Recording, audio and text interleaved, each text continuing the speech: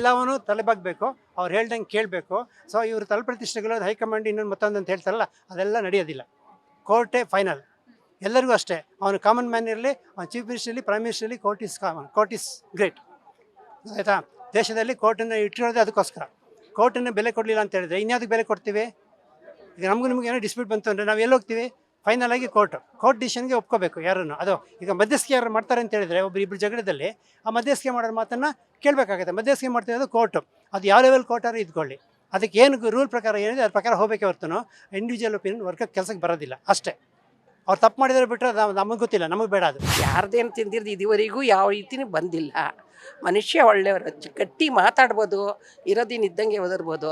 ಯಾವುದೇ ಕಾರಣಕ್ಕೂ ಅವರು ಇಲ್ಲಿ ಓದೋರೆಲ್ಲ ಏನಾನ ಸ್ವಲ್ಪ ಹೆಚ್ಚು ಕಮ್ಮಿಯಾಗಿ ಸಿಕ್ಕಿದ್ರೆ ತಗೊಳಲ್ಲ ಅನ್ನೋಂಥ ಜನನೇ ಯಾರೂ ಇರಲ್ಲ. ಹಿಂದೆ ಯಾವಾಗೋ ಮಾಡಿರ್ಬೋದು.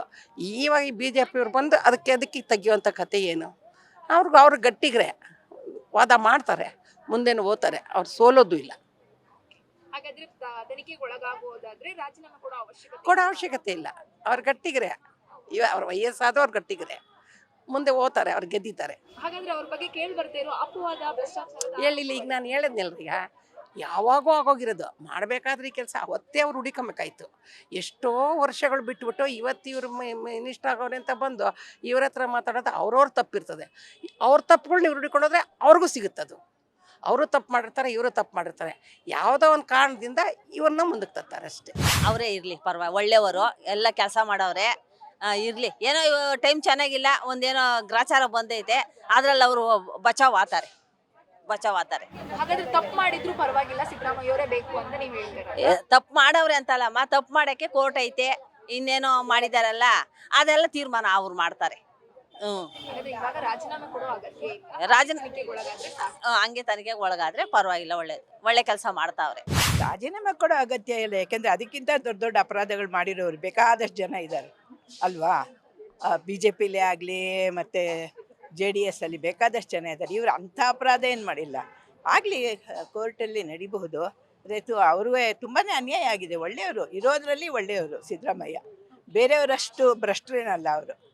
ಸೊ ಅವರು ಎದುರಿಸ್ಬೋದು, ಎದುರಿಸ್ಲಿ, ಅವರು ಜಯ ಆಗುತ್ತೆ ಅಂತ ನಾನು ಅನ್ಕೊಂಡಿದ್ದೀನಪ್ಪ ಅಷ್ಟೇ. ಹಾಗಾದ್ರೆ ಅಕಸ್ಮಾತ್ CM ಸಿದ್ದರಾಮಯ್ಯ ಅವರು ರಾಜೀನಾಮೆ ಕೊಟ್ರೆ ಯಾರು ಅಧಿಕಾರಕ್ಕೆ ಬರಬೇಕು ಅಂತ ಅನ್ಸುತ್ತೆ? ಆ ಥರ ಯಾರೂ ಕಾಣ್ತಾ ಇಲ್ಲ ಈಗ. ಈ ಸದ್ಯಕ್ಕೆ ರಾಜಕೀಯದಲ್ಲಿ ಬೆಳವಣಿಗೆ ನೋಡ್ತಾ ಇದ್ರೆ ಅವರಷ್ಟು ನಿಭಾಯಿಸೋಷ್ಟು ಕೆಪಾಸಿಟಿ ಯಾರಿಗೂ ಇಲ್ಲ ಅನಿಸುತ್ತೆ. ಸೊ ಇಷ್ಟೊಂದು ಅಪವಾದ ಇದ್ದಾಗ ಸೊ ಅದನ್ನ ಹೆಂಗೆ ಅವರು ಕ್ಯಾರಿ ಮಾಡ್ತಾರೆ ಅಲ್ವಾ. ಸೊ ಅವ್ರು ಕೊಡೋದು ಬೆಟರ್ ಅನಿಸುತ್ತೆ. ಆ್ಯಕ್ಚುಲಿ ಅವ್ರ ಪೀರಿಯಡ್ ಕೂಡ ಮುಗ್ದೋಗಿದೆ. ಸೊ ನೆಕ್ಸ್ಟ್ ಇರೋರಿಗೆ ಚಾನ್ಸ್ ಕೊಟ್ಟರೆ ಬೆಟರ್ ಅನಿಸುತ್ತೆ. ಸೊ ಆಲ್ರೆಡಿ ಅದು ಯೂಸ್ ಇಲ್ಲ ಅಂದ್ಕೊತೀನಿ ಅವ್ರ ಮುಂದೆ ಹೋಗೋದು. ಸಿದ್ದರಾಮಯ್ಯ ಅವರು ರಾಜೀನಾಮೆ ಕೊಟ್ಟರೆ ಯಾರು ಅಧಿಕಾರಕ್ಕೆ ಬರಬೇಕು ಅನ್ಸುತ್ತೆ? ಐ ಥಿಂಕ್ ಮುಂಚೆಯಿಂದನೂ DKಶಿ ನಿಂತಿದ್ದಾರಲ್ವಾ. ಸೊ ಬೆಟರ್ ಅವ್ರಿಗೊಂದು ಆಪ್ಷನ್ ಕೊಟ್ಟರೆ. DKಶಿ ಅವ್ರ ಮೇಲೂ ಕೂಡ ಹಗರಣಗಳ ಆರೋಪಗಳಿದೆ. ಎಲ್ರ ಮೇಲೂ ಇದೆ, ಹಾಗಂತ ಹೋದರೆ ಎಲ್ರ ಮೇಲೂ ಇದೆ. ಸೊ ಯಾರು ಬೆಟರ್ ಅಂತ ಹೇಳೋಕ್ಕಾಗಲ್ಲ, ಎಲ್ರಿಗೂ ಇದ್ದೇ ಇರುತ್ತೆ ಅಲ್ಲ ಇಶ್ಯೂಸ್. ಆರೋಪಗಳಿದ್ರು ಪರವಾಗಿಲ್ಲ, CM ಸ್ಥಾನಕ್ಕೆ ಒಬ್ರು ಫುಲ್ಫಿಲ್ ಮಾಡಕ್ಕೆ ಒಬ್ರು ಬೇಕು. ಹೌದು, ಎಲ್ರಿಗೂ ಚಾನ್ಸ್ ಸಿಗುತ್ತೆ. ಸೊ ಅವರು ಈಗ 2.5 year ವೆಯ್ಟ್ ಮಾಡ್ತಾ ಇದ್ದಾರೆ. ಸೊ ಸಿಕ್ಕಿದ್ರೆ ಬೆಟರ್ ಅನಿಸುತ್ತೆ. ಒಟ್ಟೋಡು ನೆಕ್ಸ್ಟ್ ಏನು ಮಾಡ್ತಾರೆ ನೋಡ್ಬೋದಲ್ಲ. ಸುಮ್ಮನೆ ಅವ್ರ ಮೇಲೆ ಹಾಕಬಾರ್ದು. ಆ್ಯಕ್ಚುಲಿ ಅವರು ಲೇಡೀಸ್ಗೆಲ್ಲ ಬಸ್ನಲ್ಲಿ ಹೋಗೋಕೆ ಬರೋಕ್ಕೆ ಅನುಕೂಲ ಮಾಡಿದ್ದಾರೆ. ಆಮೇಲೆ ಅದು 2000 ಬರುತ್ತಲ್ಲ, ಅದು ಅನುಕೂಲ ಮಾಡಿದ್ದಾರೆ. ಹೆಂಗಸ್ರು ಎಲ್ಲರಿಗೂ ಒಳ್ಳೇದು ಮಾಡಿದ್ದಾನೆ, ಯಾವುದೂ ಕಡಿಮೆ ಆಗಿಲ್ಲ.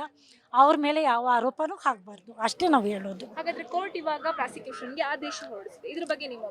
ಇಲ್ಲ, ಅದು ರಾಂಗ್ ಮಾಡಲೇಬಾರ್ದು. ಯಾಕಂದರೆ ಇವನು ಸ್ಟ್ರಾಂಗ್ ಆರ್ಮಿ ಥರ, ಇವನು ಆ ಥರ ಮಾಡಲೇಬಾರ್ದು.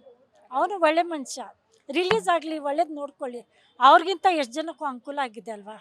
ಉಪ್ಪಿಂದ ನೀರು ಕುಡಿಲೇಬೇಕು. ಯಾವ್ರವರು ಇದು ಅವತ್ತು ಯಾರ್ಯಾರು ಏನೇನು ಪಾಪ ಮಾಡಿದಾರೋ ಅದು ಅನುಭವಿಸ್ತಾರೆ ಅಷ್ಟೇ, ಯಾರ್ಯಾರು ಅಷ್ಟೇ. ನಾವಿನ್ನೇನು ಹೇಳೋಕ್ಕಾಗಲ್ಲ. ಈಗ CM ಸಿದ್ದರಾಮಯ್ಯ ಅವ್ರ ಮೇಲೆ FIR ಆಗಬೇಕು ಮತ್ತೆ ಪ್ರಾಸಿಕ್ಯೂಷನ್ಗೆ ಒಳಗಾಗಬೇಕು ಅನ್ನೋಂಥ ಆದೇಶ ಇದೆ ಕೋರ್ಟ್ನಿಂದ. ಹಾಗಾದ್ರೆ ಅವರು ರಾಜೀನಾಮೆ ಕೊಟ್ಟು ಆದೇಶವನ್ನ ಪಾಲಿಸಬೇಕು ಅನ್ಸುತ್ತಾ? ಹೌದು, ಖಂಡಿತ.